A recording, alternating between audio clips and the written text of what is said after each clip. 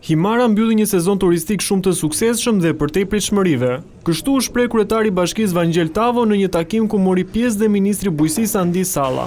E megjithatë, sfidë për sezonin e ardhshëm mbeten disa çështje si mbetjet urbane dhe furnizimi me ujë. Sfidë mbetet edhe menaxhimi i mbetjeve, sidomos në periudhat e pikut, ku kërkohet një koordinim më i mirë me strukturave publike dhe bizneseve për të ruajtur pastërtinë dhe cilësinë e mjedisit. Një tjetër element i rëndësishëm është nevoja për staf të specializuar dhe shërbime profesionale në sektorin e turizmit. Rritja e cilësisë së shërbimit, kërkon trajnime, standarde të reja dhe përfshirje të komunitetit lokal. Sfidë mbetet edhe formalizimi i aktiviteteve turistike, duke përfshirë akomodimin, shërbimet dhe aktivitetet mbështetëse. Ndërsa në fjalën e tij, ministri Andi Salla tha se prioritet mbetet turizmi gjithvjetor.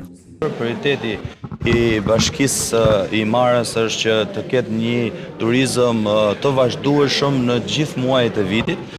Himara ka një ndërthurje të midis turizmit dhe bujqësisë, ku janë të ndërthuar edhe të ndërlidhura së bashku për të gjithë vizitorët, për gjithë turizmin të cilët Himara është në fazë zhvillimi.